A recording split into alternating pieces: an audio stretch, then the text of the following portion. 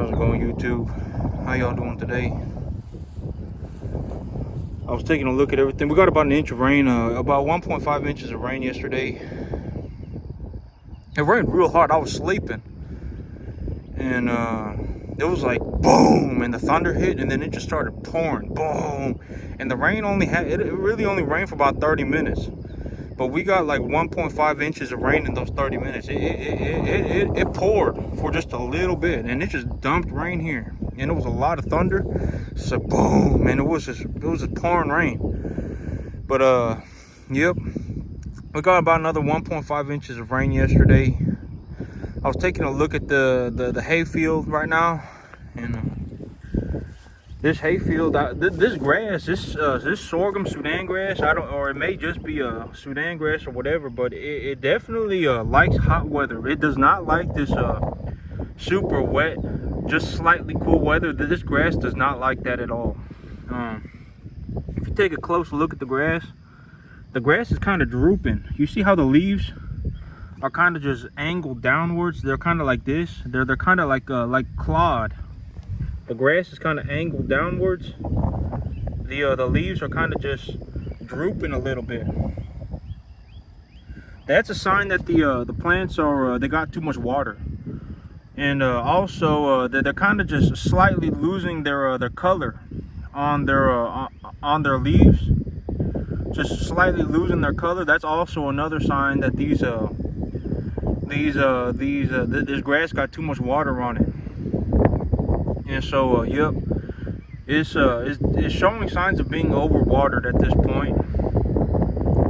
That's one thing I realized about the sorghum Sudan grass, is that the sorghum Sudan grass, it really likes the, like if it's 85 to 95 degrees outside and full-blown sunshine, this grass will grow, and it'll grow real well.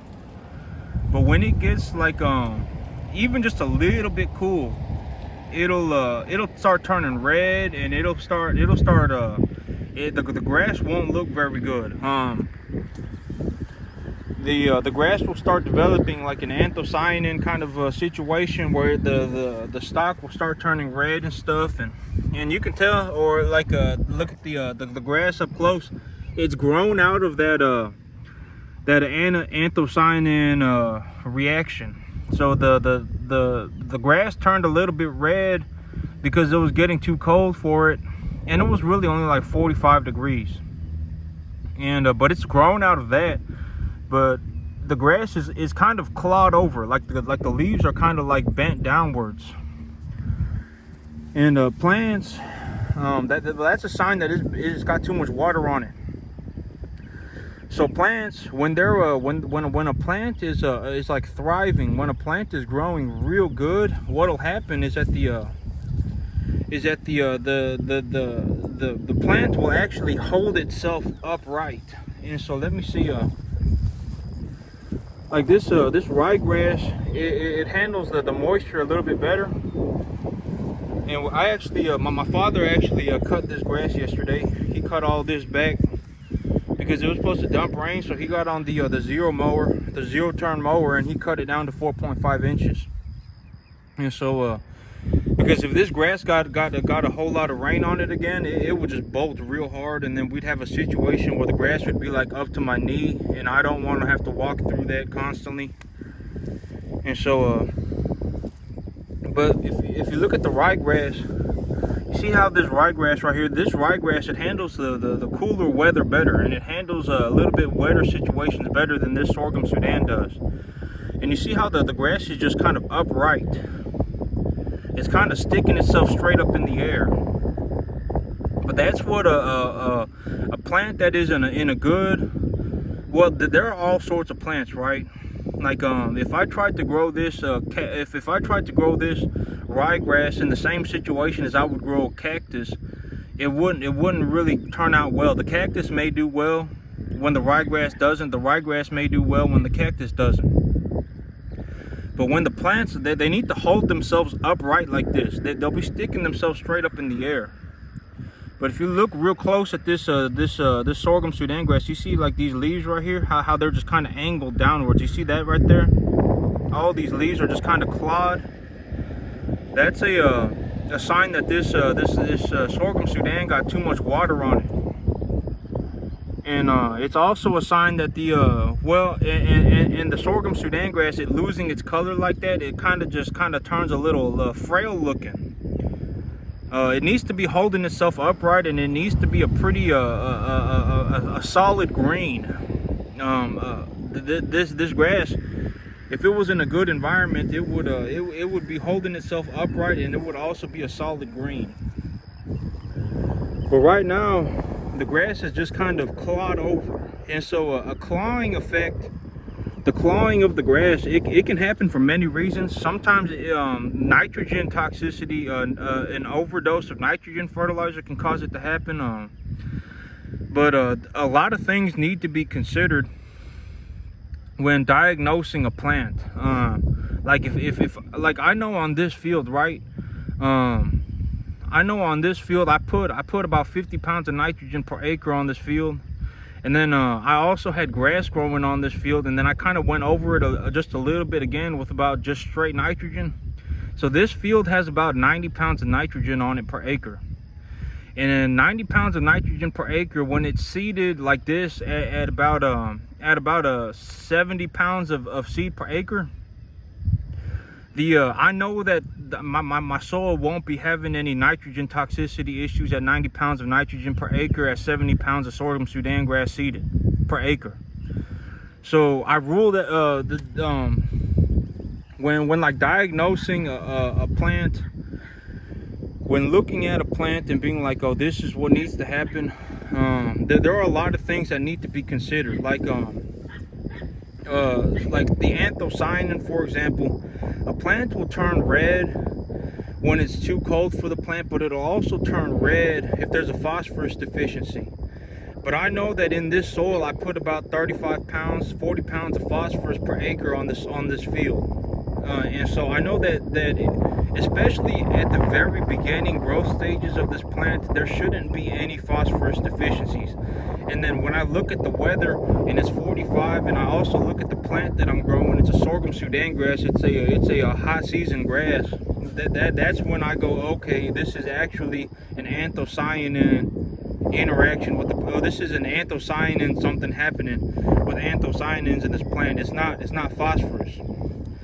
And so, like when diagnosing, I diagnose everything, like in terms of like if I'm going to make a fertilizer schedule for my plants and stuff like that, I do everything via visual analysis. I know that a lot of people, what they'll do is they'll scoop their soil up and they'll put it in a bag, and then they'll send it to a lab, and the lab will tell them how much to put on their field. But me, I just collect data, and then I look at the plant, I look at the data that I've collected, and then if I need to, I'll go on the internet, and I'll go on something like Google Scholar, and I'll just look up papers, and I'll read the papers, and I'll look up suggested application rates, and I'll start putting application rates on the field, and then just collect the data again, and then just recycle that, just keep going back and forth on that. And that's how I grow my plants. And but as I was going through my data on this sorghum Sudan grass yesterday, there was one big mistake that I made on this grass, and that this grass, I fertilized it like I was growing hay. That was a big mistake. Growing hay and growing grass for cattle are two different things, and I should fertilize them differently. Because when I'm growing hay, the cattle won't be eating it immediately. I'll actually so the big advantage of growing hay instead of growing fresh grass for cattle is that I can grow the hay to a certain point where I feel like, okay, now it is time to harvest the hay, because the cattle, if they see grass growing on the ground, they'll go around and they'll eat it. They'll eat it no matter what. They'll eat it, and so they won't give the grass a chance to grow. And so if the grass and when the grass is short and it's like this, where it's like it's young tender grass, that's what they call it. The nutrition quality of this grass, the relative feed value, I believe is what it's called, of this grass is extremely high compared to a grass that has grown more. And so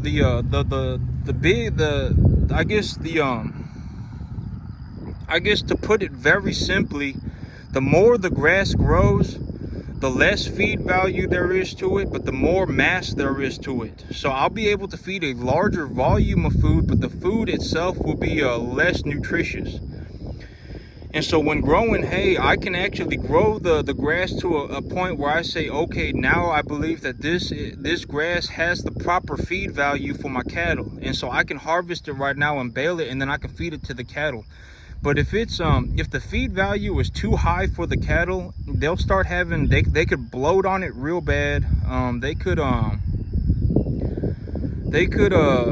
well, the big thing is bloat. They could have major diarrhea problems. But the big thing is bloat, and definitely do not want bloat when it's hot outside. That's a huge problem. And so that's one big mistake that I made on the grass this year, on the hay field this year, is that I fertilized it like I was fertilizing a hay field, or I fertilized it like I was fertilizing a field that I would graze cattle on, when I should have fertilized it like a field that I was gonna grow hay on. And because you know, a hay field, you know, I'll just say it one more time, just for good purpose.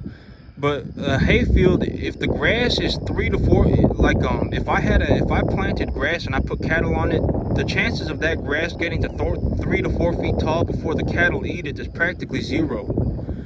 And so I have to drop the quality of the feed by reducing the amount of fertilizer I put on it if I'm going to have cattle grazing. But if I'm going to harvest it for hay, I can increase the feed value, or I can increase the fertilizer content, because I will decrease the feed value. Instead of by fertilizer, I can decrease the feed value by growing it to a later stage. And so that was one big mistake that I made on the hay field this year, but it's okay. I got a little hand spreader, and the little hand spreader, it holds about 5 to 7 pounds of fertilizer in it. And I told myself, well, if I need to put 1,000 or 2,000 pounds, if I need to put 1,000 pounds, excuse me, if I need to put 1,000 pounds on this 1,000 pounds of fertilizer across these 2 acres, about these 2.5 acres, you know, I just got to go over it about 40 times with the hand spreader, and I can get the fertilizer, the 1,000 pounds of fertilizer on this field. And so oh, excuse me, it'd be what's 7 times 3? That's 21, and then 30 would be 210. I actually need to go over it about probably at 5 to 7 pounds. Probably need to go over it about 250 times. So I mean, it's a lot of times, but I'm just gonna keep going for it. And I've gone over it about 40 times so far. And so I've already done about 20% of it, and so I just need to keep going over it with the hand spreader, and it'll be fine. It'll be just fine. But yep, the grass is growing real good. But that's one thing I realized about the sorghum Sudan grass, is that it does not like the cold weather, and it does not like the super wet weather. Or it's not even super wet, and it's not even super cold, and the grass is like kind of just flopping over. And so it ain't super wet, and it ain't super cold, and the grass is already looking like this. So if it got any wetter, or if it got any colder, this grass would probably start dying. But the big benefit of this grass is that it grows real good when it's hot outside. This grass, I found that when it's like 85, 95 degrees outside, and it's just full-blown sunshine, and the ground is cracking open, and it's just hot outside, the grass is just growing. I mean, that's the weather that this grass grows in. And so this grass, it does real good when it's real hot outside, and it kind of just starts looking a little like it's sick when it's cold, or if it's wet, even just a little bit. At about 50 degrees, 45 degrees Fahrenheit, I found that it starts producing anthocyanin. And even if it gets just about 1.5 inches of rain on it, it'll start kind of drooping, it's just not looking that good. And so this grass, I mean, it grows fast, but it grows the best when it's real hot outside. And so I mean, it don't look like it's gonna flop over and die or anything like that. But I mean, it is definitely showing signs that that this weather is not its preferred growing environment. But all right, that's it from me today, YouTube. Y'all have a good one.